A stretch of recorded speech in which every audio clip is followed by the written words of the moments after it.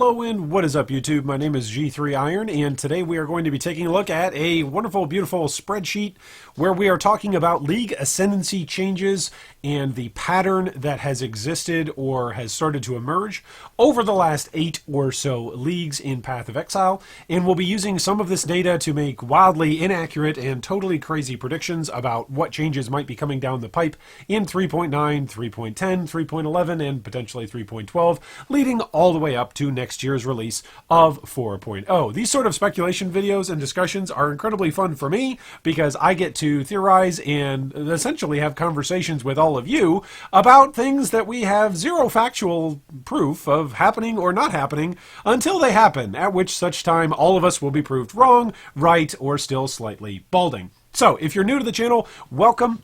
Go ahead and like, subscribe, and ding the bell if you like this sort of discussion at the end of the video. If you're a veteran of the channel, then of course you know the way things run around here. We've got Discord links to join our discussion down below in the video description, as well as Patreon links if you'd like to send some support our way for the various discussions that we host. Okay, all of that wonderful stuff aside, let's jump right into the numbers. So first off, here's our data sheet. This is the stats that are amalgamated and combined and discombobulated, pulled apart. Essentially, this is Frankenstein's monster of statistics. That means that we have some wildly inaccurate things to measure. So those of you that have got any familiarity with essentially statistics as well as, well, simply translating and narrating and interpreting information data, then you know that as soon as you have two things that aren't exactly alike in every single measurable metric, then everything goes out the window. You can't necessarily say that it's an exact science using metrics to determine anything because you are now no longer comparing the exact two things together and there's too many different factors involved. We're going to do a whole bunch of that. We're going to do a whole bunch of comparing apples to oranges because partially, we don't have access to all of the data that GGG does on the back end side, and so we don't have exact percentages across the board on all of the different aspects of gameplay. So, for instance, one of the things that you might say, well, hey, Iron, what are you talking about when you're talking about some of the variances and the differences in the statistics that you used? Well, I would say that's a great question.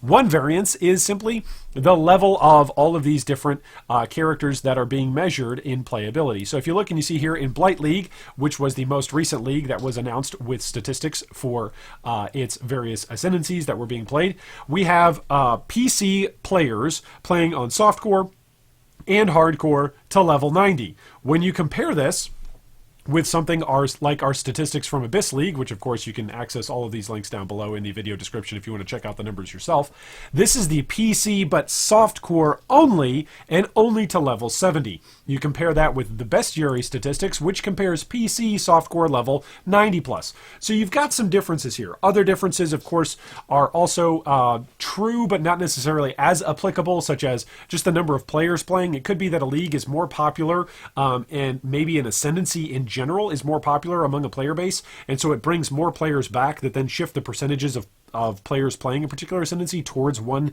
end of the spectrum or away from one end of the spectrum. So you might be looking at it and saying, well, the number of players playing the game at any one given point in time wouldn't necessarily affect the percentages on a chart. And while that in some ways is true, the percentages are still going to be a percentage based off of the 100% sum total number of players that are being evaluated at the time of the recording of the data. It doesn't track like a scenario like we just said, where a whole bunch of players might come back because maybe there's a revamp to a class that they wanted to play, or maybe a whole bunch of players leave because there isn't a revamp coming along for a class that they wanted to play, and so players are just playing what's familiar as opposed to playing what's revamped. Anyway, so all of those little minutia, boring statistical, essentially anomalies and quid pro quos aside, let's actually jump into the data. So, Blight League, we had Necromancers up at the top at 42% of the league, and then you've got Assassins and Saboteurs rounding out the top three. The top three aren't even close to one another. Blight is by far a Necromancer league. If you are not playing a Necromancer during Blight League, good for you. You're actually part of the non-meta, but you're also missing out because Necromancer is 100%. It's all but confirmed. It's going to get a massive, massive nerf moving forward beyond 3.8, partially because of performance issues, but I think majoritively because GGG at the moment are in this cyclical patch style of nerfing and balancing, and simply whether or not you like it or not, they're simply rotating what is meta. And some of these numbers are going to show that. This is the discussion that we've had on Discord privately, and we've had it in some of our other videos, but I wanted to show some numbers to actually justify what I mean when I say that GGG is using a rotationary basis or a rotationary philosophy for actually determining what is meta and what's getting buffed and what's getting nerfed. So, Blight League, we had Necros, Assassins, and Saboteurs. Not a shock that those 3 different Ascendancies were the things that were the major headliners and the major marketing tools of that particular league. Those were the things that were promoted. Those were the things that were changed. Those were the things essentially that were buffed and promoted as buffed throughout the league.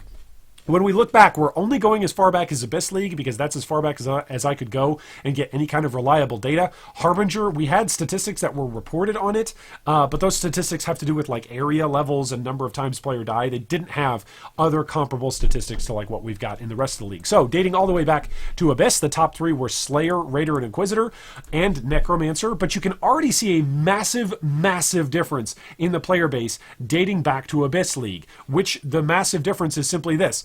Necromancer's 42% of the league here in Blight, whereas there's nothing above 15% in Abyss League. It's relatively well-rounded between Slayer, Raider, and Inquisitor towards the top spot, and then even towards the second spot of that pyramid, as it were, you've got a pretty healthy range of Berserker at 7.27, Ascendant at 6.59, Gladiator at 5.38, Trickster and Pathfinder, as well as Juggernaut, all in that 4%, and then it drops way off again towards Saboteur. So you can see that in terms of true balance of the game, there was a whole lot more stuff that was diverse in its balance and what was seen as strong way back in Abyss League. Now, of course, this is only looking at one piece of data. This isn't looking at things like, well, divination cards and layouts and bosses and new content that's been added that maybe certain styles and ascendancies are more suited to farming and interacting with than others. But nonetheless, it is pretty helpful to see, and we're going to see a stark contrast begin to emerge as we look at these numbers. You jump up into the Bestiary League, or Bestiary League, so sorry Tarkat, I always mispronounce that, but you've always got my back helping me out there. Bestiary League, Juggernaut at 14%, Necro at 10%, Hierophant at 9%, Deadeye at 8%, and then you start to see a pretty healthy divergence going on down from there, with Juggernaut just simply taking the top spot. Now, this is softcore, and this is actually pretty just interesting, I think, to see that in a softcore league, Juggernaut was actually the man back in the day. In a softcore league, which for me, as somebody that plays and alternates between softcore and hardcore leagues, like Juggernaut's almost always the man or towards the top spot in hardcore leagues. He's just simply a very safe and reliable ascendancy for a wide variety of different builds to play in hardcore. But for softcore, for Bestiary, Juggernaut was actually taking the top spot, and that was pretty interesting. And he took it by a relatively wide margin at that point in time. I mean, just consider, at that point in time of balancing, you had Abyss League, which was the previous league, and comparatively, Slayer was at the top spot, but then Raider was coming in pretty close. There is a little bit more of a gap between Juggernaut and Necromancer and the rest of the field. We're going to see that gap continue to grow. In Incursion League, you can see Elementalist takes the top spot at 17%, Sabo taking the second highest spot at 13%, and then the third highest spot at Hierophant coming in at 10%. We're starting to see a break in the way of how buffing and nerfing is working at the history of Path of Exile at this point in time with Incursion, with Bestiary, and really with the entire revamping of the Forsaken Masters. That whole year, we see this style of design philosophy of buffing and nerfing and rotating the meta cycle really come up. Although, once it comes to Elementalist, that's kind of the exception. But we'll get there in just a moment. So, Elementalist came in at the top spot at 17%. When you compare that to Juggernaut from the previous league, it is still a growth of the percentage of the pie of what players were playing. Elementalist was, for Incursion League, more popular for Incursion League players than Juggernaut was popular for Bestiary League players, which was still even more or right around as popular as the Slayer for Abyss League, but certainly those secondary spot, the Raider coming in at 12.99 versus the Saboteur at 13.65. These numbers are relatively close together, and since these numbers aren't necessarily always going to line up perfectly when you're comparing, especially since Bestiary is comparing at level 90 versus only level 70, you get a little wonky with the numbers. The basic point here is to say we're starting to get a diverging path or a growing gap between the top couple of spots and the rest of the popularity list of ascendancies. As we continued on into the year and we got into the summer, late summer, fall league of Delve League, Elementalist comes in, reeling back a little bit from Incursion League. Incursion League, it seemed like everybody was playing triple Herald, Blade Vortex, Elementalist. I felt like everybody in our guild had one of those. I feel like there were 6 or 7 different streamers that all came out with guides for the same build. And it was great because they weren't all the exact same build. And so everybody had their own slight different take on it, which was cool. But at the same time, it was a very, very dominant meta-heavy identity. And yet that was only 17% of the player base playing it. And now we've got 40% of the player base, over 40% of the player base on PC, softcore, hardcore, and Blight League playing Necromancer. There's been a big shift in the way how GGG designs and pushes out a meta and pushes out content that is suitable for particular playstyles. And there is a big change in us as a community in what we're desiring and what we're thinking as being good or the best, because we're only choosing to play what we consider to be the best. So in Delve League, you had Elementalists coming slightly back from Incursion League, but it's still got a wider gap between the Elementalist taking the top spot and Juggernaut taking the second spot, and then it pretty much sorts on down from there. Juggernaut, Pathfinder, Ascendant, and then Hierophant, separated by a couple of percentage points each. So we're starting to see whatever is at the top is taking a bigger chunk of the pie than the rest of the available options for Ascendancies. Then you look at Betrayal League, you've got 19% of the league playing Elementalist. Again, by this point in the league, hadn't we all figured out how good Elementalist was and all of the different ways in which you could take advantage of it? By the way, this was also the time when Impulsas was incredibly broken, and people were excited because they could fund almost whatever build they wanted to if they had an Impulsas drop relatively early on in the league, because you could sell it and simply go transition into whatever build you wanted. Then again, if you had an Impulsas drop for you at that point in time last year, you probably just would have kept it and played it, because that's what was meta, right? At least that's what the numbers suggest. Coming down in Betrayal League from Elementalist, we go down from 19.5% all the way down to 9% for Saboteur, 9% for Jug, 9% for Occultist, 9% for Ascendant. So we've got some relative health there at the second layer, or at the second spot of our, essentially popularity pyramid. But Elementalist is still way out in front of everything else. We're going to see a tweak here. There was a tweak when Synthesis came around. We then started to see the formation and the marketing and the hype team building up in GGG towards the archetypes and towards how archetypes would be used. Archetypes were essentially revealed and teased during Delve League. They were then really hardly, committedly dived into by the marketing team during Betrayal, and then they were just full on blown out. Every single patch since Betrayal League has essentially said, hey guys, here's the 3 things that we're buffing this league. Good luck playing something else. So Synthesis had the Trickster, the Occultist, and the Elementalist coming in right there at the top spots. Juggernaut was in there, Inquisitor was in there, but basically it was Trickster and Occultist at the top spot, sharing and fighting out for that top spot what was going to be the best meta build and the most popular meta Ascendancy for that particular league. One of the things that's interesting about this is now you've got 2 different Ascendancies that are fighting for the top spot, and it's no shock, and we're going to continue to see that really 3 Ascendancies are fighting for the top spot, and then there's everything else. And I would even argue in a situation like Blight League, where you've got, 42% of the players playing Necromancer, it's like, oh, well, Iron, how is it that the Assassin and Saboteur are fighting for that top spot? Well, when you combine the Assassin and the Saboteur, you get what, 18%? You add that onto the Necromancer. The vast majority of leagues nowadays, presently, are playing whatever it is that is the dominant meta Ascendant shift based on patch notes for that league. It's very simple. People look at patch notes, people take a look at discussion videos, take a look at analyses from streamers, take a look at racers and what they're playing, and they simply go, okay, well, what are the 3 things that are getting buffed? Because that's the stuff that's going to be strongest. And this is a massive divergence from the way how GGG used to balance things, and you can see it in terms of popularity. I'm not placing all of the blame, if there is even blame, this is simply an observation on the numbers. If there is even blame to go around, I'm not placing all of it on GGG. I would say we as a community have started to really, really get groupthink when it comes to what is good and what is meta, and therefore what we all buy into. And of course, as the game appeals to a wider audience and we have more players from a wider diversity of backgrounds coming together to play the game, newer and newer players want to generally look at someone playing something and have a well-established meta and well-established understanding and teachable way to play the game. So it makes some sense, right, that more and more players, as Path of Exile continues to grow, would simply go to a dominant meta build style. And so that also adds to some of these percentages. But nonetheless, it doesn't hurt when it comes to the promotion and the marketing, as well as the buff and nerf cycle, that pretty much the top 3 archetypes that are coming out every single league are what is dominating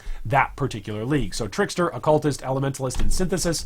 And then we moved on to Legion, which of course Legion, we all saw just Slayers and Tricksters everywhere. It was basically, are you playing Cyclone? Play a Slayer. Are you playing Essence Drain Contagion? Play a Trickster. And are you playing something else? We feel bad for you. That was pretty much the league. And again, when you look at the dominant numbers, you can see across the board, 36% playing Slayer, 20% playing Trickster. When you combine those, it's over half the player base playing 2 Ascendancies. That got some changes that were interacting with either skill gems that league or directly themselves were getting buffed that league. Now, these numbers aren't the only thing to consider. I've taken these numbers and essentially tried to give us some sort of actual way to chew on these numbers and come up with a narrative and a discussion about these numbers. So what we've done here is we've taken each of the different ascendancies on the left-hand side, all of the different ascendancies according to their class, and then we've asked some questions. We've simply asked the first question, hey, when was the last time this particular ascendancy was in the top 3%?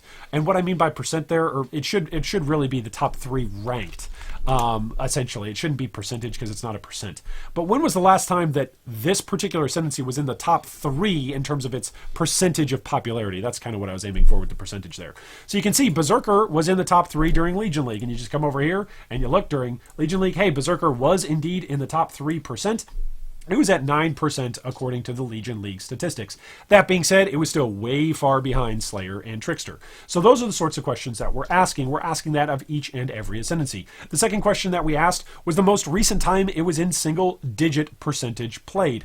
And this is truly shocking because across the board, you almost see all leagues or just Blight, right? Like there's a few Legion, there's a few Blights, but then it's pretty much all leagues, right? Everything just basically becomes a single percentage point. In other words, what we are seeing in the balance and the nerf and the buff cycle at Grinding Gear Games is, hey, if it's not on the chopping block to be nerfed or it's not on the buff block to be built up and to be given some nice shiny new abilities and some new toys and some new numbers, it's going to stay in the single-digit percentage. It is going to be a hipster ascendancy. It is going to be something that is cast by the wayside, and occasionally someone will walk by and say, oh dear, I feel bad for you as an ascendancy, and I dare say I shall take on the challenge of making you popular once again.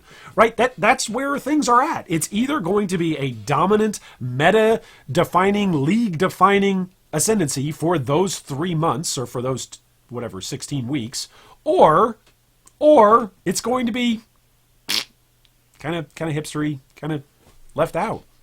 The third question that we asked was the number of times this is in the top 3 for the popularity of percentage played. This was truly a fascinating result. There were some numbers here that I was just shocked by. I was shocked that Chieftain in the last 8 leagues has made 0 appearances. 0 appearances in the top 3 rotation of popularity. Now, on the one hand, you might say, yeah, well, Iron, why are you that shocked? Chieftain really isn't that popular. It's fantastic as a league starter. There is a whole bunch of stats that you get inside Chieftain that make it incredibly, incredibly powerful. So just from a number of players playing something, even if they were league starting and then they eventually, earned enough currency to build another character, there should at least be a bunch of Chieftains out there just as characters that are alive in various and active in various different leagues, and yet they're not. It's never taken the top spot over the last year and a half, over the last 8 different league cycles. Something like Slayer has been relatively popular, 2 out of 8. Something like Juggernaut, relatively popular, which again, some of these statistics are a little bit fuzzy because we're including some of them with both softcore and hardcore, but Bestiary was only tracking softcore and Juggernaut was in the top spot, so it's a little bit wonky in that regard. You've got stuff like the Inquisitor, which has only been the top 1 out of 8 times, and yet as soon as I say Inquisitor, I think Spark Inquisitor. Maybe that's just the era of POE that I was really getting into POE for the first time, and so it's like a dominant thing that's like cemented into my brain. Inquisitor equals Spark Inquisitor. But there's a lot of different builds out there that Inquisitor can play, and a lot of ways to generate just a ton of DPS, either through penetration or through crit. And so it's fascinating to see with all of the different power creep that is supposedly going on in Path of Exile right now. And there is a bunch. But with all of the power creep that's going on, it's interesting to see that people aren't looking at an incredibly offensive Ascendancy like the Inquisitor, where there's tons of crit and tons of pen, and simply taking that and making that more of the dominant meta.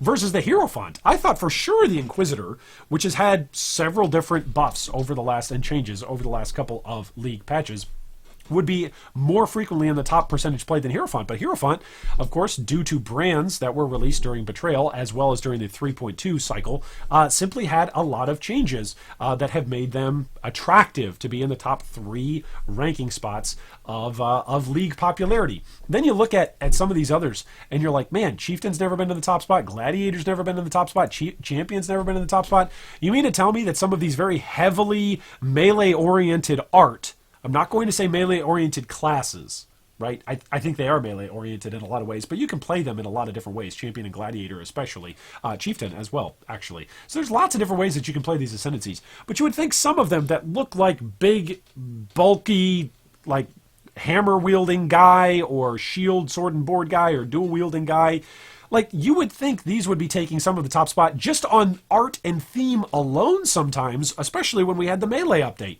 And yet, where are they in terms of their ranking and their popularity? Not even just taking the top spot, but taking any of the top 3 spots, which we know from the different League cycles and the different development cycles that there are, of course, 3 archetypes, a minimum of 3 archetypes that they use in development. And Champion, Gladiator, and Chieftain have hit none of those cycles. They haven't hit the lucky wheel. I guess they need to just get a lucky Exalt drop and hopefully land on the buff cycle. I don't know. Guardian is kind of an interesting one. It's never been in the top 3 ranked played. It is always in the single-digit percentages, and yet it constantly gets a little tweak here and there, and it's very interesting because of the way how some of the stats work on Guardian. I feel like GGG never wants to give Guardian like the benefit of the doubt and fully buff it, because I feel like they're really worried about what it could do, and it could do that same phenomenon like the Elementalist was, right, for like 3 leagues in a row, where it's just dominant and everybody's playing it. Which, by the way, I promised earlier in the video we would get to the Elementalist. Here we are. 4 out of the last 8 leagues, Elementalist has been in the top 3. And by the way, this isn't even close, okay? Elementalist was in the 3rd spot for Synthesis League, which was still far and away close to the top 3. But then other than that, when you look at Elementalist, you can see here, other than that one league, what was that? Synthesis? Yeah, Synthesis when it was in the 3rd spot. It's in the 1st spot when it's dominant. Like, when Elementalist has been popular, it's really popular, and it stays popular for a long time. Again, I think some of this is because of Impulsas, but not all of it is because of Impulsas. Some of it was just because Elementalist was really good, and there was a lot of ways to build around it. You've got some other very, very popular Ascendancies, which may or may not come as a shock to you. It came as a shock to me that Sabo, which over the last, I don't know, maybe 3 to 4 leagues, people have said this really needs an update. Sabo got its update in 3.8, but believe it or not, it's actually 3 out of 8 of the last leagues has been in the top 3 spots. And guess what? These weren't just the most recent leagues, right? One of them obviously was Blight League, when it was one of the hyped up meta shifts and reworks and additions that was coming out with archetypes. But you go far back, you go to Betrayal, it's in the 2nd spot, and then you go to Incursion League, it was again in the 2nd spot. So you look at some of these and you go, wow, that's shocking. Some of them maybe not so shocking, but it is very interesting to see what is popular, or what is perceived as popular, what is perceived as strong, versus maybe what is getting buffed and cemented at the top spot by GGG. Now, the last update on some of these, I've got question marks because I don't have firm data on these. The wiki isn't always updated, and I sorted through some of the patch notes, but I simply couldn't find some of the buffs. Like, for instance, with the Ascendant on the Scion, like, let's get real. How many times does the Ascendant actually get a change? A lot of the times they get a change whenever anything gets a change.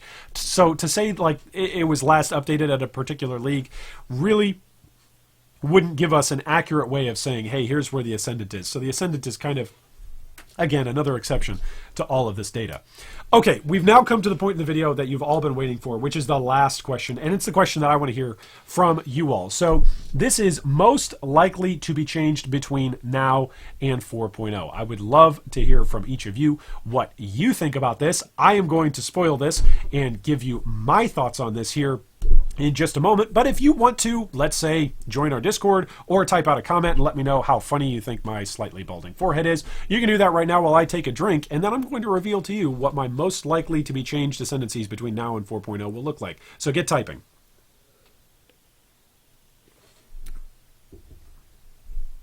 All right, did you finish your balding joke comment? All right, let's look at it.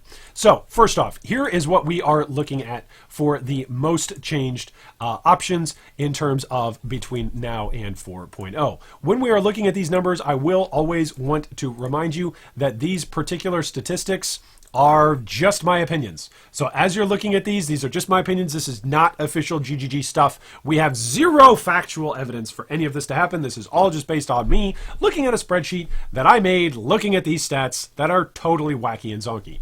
Okay, so first off, I think that all of the Marauder stuff, there is no chance that stuff is going to actually be just kept or changed whatsoever, like kept or upkept in the upcoming leagues. I think between now and 4.0, I think between the melee updates and between all of the different updates that they've gotten recently with 3.7, along with all of the gems that came along out with the melee updates, I think that stuff that's in the Marauder tree is firmly staying in the Marauder tree. That being said, I think Chieftain needs it. Like, if we're just going by the rotationary buff cycle that is whatever it is that's going on right now at GGG HQ, Chris Wilson and a whole team saying, hey, what should we buff next? Like, Chieftain should be up on the chopping block, right? If we're just rotating it based on what hasn't been popular, Chieftain should eventually be popular at some point. I think the same thing is true for Slayer and for Gladiator. They both got relatively good buffs, both during the 3.2 and 3.7 cycle, and so I don't think anything is going to come out. I think Melee is going to continue to get tweaks, but I don't think they're going to get any buffs that are going to make them the most popular or the most broken Ascendancy, or even a top 3 Ascendancy in between now and 4.0. Champion, on the other hand, I think it's somewhat likely. I think Champion is going to come out, and it might actually come out in 3.9. Those of you wondering, Iron, why would you say 3.9? Well, presently, Champion is the only way, if you're a bow character, to simply just have AFK Fortify up. If you want to play a bow character and you want to have Fortify, you play Champion. It's just as simple as that. So if 3.9 is going to be the bow update, and the bow update isn't going to be quite as big as, let's say, the spell update or the melee update, then I think what we might be seeing is some more of the changes heavily focused on numeric changes to bow skills, maybe 1 or 2 bow skills, maybe 3 bow skills that get released, but then some tweaks to maybe some ascendancies that are actually going to interact with bows in a positive or negative way. So this could mean the Champion's actually on the chopping block. It could mean that GGG actually looks at Champion and goes, yeah, it's too strong for Champion to have access to Fortify and all these cool new bow skills. So we might actually see it get nerfed. Who knows? That's simply a prediction. I do think it'll get changed in between now and 4.0. I think the Inquisitor is not going to get any changes, neither is the Hierophant. I do think the Guardian will get some changes, though, and here is why. Guardian has got this weird, like, amalgamation of different archetypes that it can hit on now, right? So it's kind of supporty, but it's also kind of your battle caster summoner as well. And I think because of the way how necromancers have had a negative effect, or at least a negative view on the optimization of Blight League and all the crashes that were early on in Blight League, I think that Guardian probably isn't going to get a buff as a summoner, but it might get a buff in other ways as support. That being said, Guardian's always been a solid choice for support, and it's never been in the top 3 ranked percentages for the last 8 leagues. So I think the Guardian is due for some major changes and maybe for some major redesign, but again, those might actually be nerfs, because I think GGG's pretty scared of Guardian all of a sudden becoming top spot and ES all of a sudden becoming top spot. Whenever ES has reared its head over the last 8 leagues, it's like GGG has just been like, no, start nerfing that stuff left and right. Energy Shield can't be good. Everybody go back to the life meta. Shame on you for playing Energy Shield. So I think Guardian, in its ability to manipulate and interact with Energy Shield, might actually be on the chopping block, despite the fact that it deserves, or maybe just in terms of that buff rotation cycle sort of stuff, it might be on the actual buff block, as it were. Okay, the Necromancer, 100% going to get nerfed. There's no chance that Necromancer doesn't get nerfed, okay? The percentages, as we just looked over the last year, have never been higher for a single individual class than for the Necromancer with Blight League. I think this is great that Necromancer is good again. I don't think it's great that everybody's playing Necromancer, primarily because it makes all my stuff really expensive when I want to play a Necromancer. But, selfishness aside, I think that Necromancers are in a really, really strong spot right now. And if we're looking at anything, basically only the Elementalist has survived for multiple leagues in the top spot. Like, really, that's it. Like, the Elementalist has been the special, exceptional, chosen one, as it were, for 3 out of 4 leagues to be just, like, top tier. I don't think Necro's going to start getting that treatment, especially with all the optimization that comes with various hundreds of minions running around on screen. Elementalist. Speaking of things that should be buffed but have been in the top spot for a long time, I give you the Elementalist. I mean, Elementalist hasn't had the top spot for like a couple of leagues. So why not buff it and make it great again, right? Everybody is talking. I actually just saw 2 different forum posts this week that I was reading through and just shaking my head at people saying, hey, why is the Elementalist good? When are they going to make the Elementalist good? It's like, dude, you weren't playing last year, were you? You really missed out. If you wanted the Elementalist to be good, have I got some videos to show you of Triple Herald Blade Vortex, because Elementalist already has had her heyday. That being said, hasn't been changed for a while. So Elementalist has gotten some nerfs and now might actually be up on the buff block rather than the chopping block for coming back around. Occultist, again, same thing of what I said for Guardian, only in the reverse, right? So instead of saying, hey, Guardian is due for a buff, I don't think Occultist is going to get changed at all. I think Occultist interacted with Energy Shield, and we saw what happens to anything that interacts with Energy Shield and is good. It gets smacked. And so Occultist has gotten smacked, and I don't think it's going to get buffed in between now and 4.0. Trickster, Saboteur, and Assassin have all gotten recent buffs and have all been relatively popular over the last year. I don't think any of them are going to get buffed during 4.0 or on the way in the build up to 4.0. Maybe 4.0 is when they'll just get reworked entirely. That brings us to our last Ranger Speedy Girl, which, of course, it's easy for me on the one hand to say, hey, I'm going to really go out on a limb here and predict that Raider, Pathfinder, and Deadeye are going to be buffed or changed or something before 4.0. And the reason why it's really easy to say that is simply because GGG's already confirmed that it's going to be a bow league, right, during 3.9. So it's really easy just to sit back and say, well, the character that's always wielding a bow or that lends itself to bow play and has a bunch of frenzy charges, that's probably going to be something that's going to be changed. So on the one hand, this is a pretty safe bet. On the other hand, though, it was shocking to see that with all the magic finding that goes on in Path of Exile, that the Pathfinder and the Deadeye, between the 2 of them, which are 2 of the faster characters in the game over the last 8 leagues, have only had 1 share in the top 3 most popular percentage for Ascendancies. And that says something. A lot of people play Magic Find builds in Path of Exile. A lot of people do.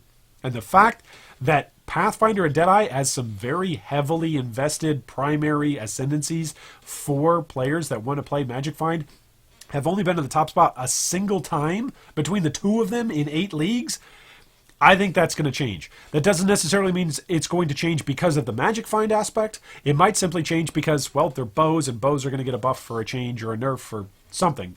Bow stuff is happening in 3.9. So that's when that's going to happen. Raider is kind of in a weird spot as well. Raider, we've heard like, hey, it's getting some tweaks during 3.8, which it got like some tweaks, some numerical tweaks, but then like more stuff got pushed off to 3.9.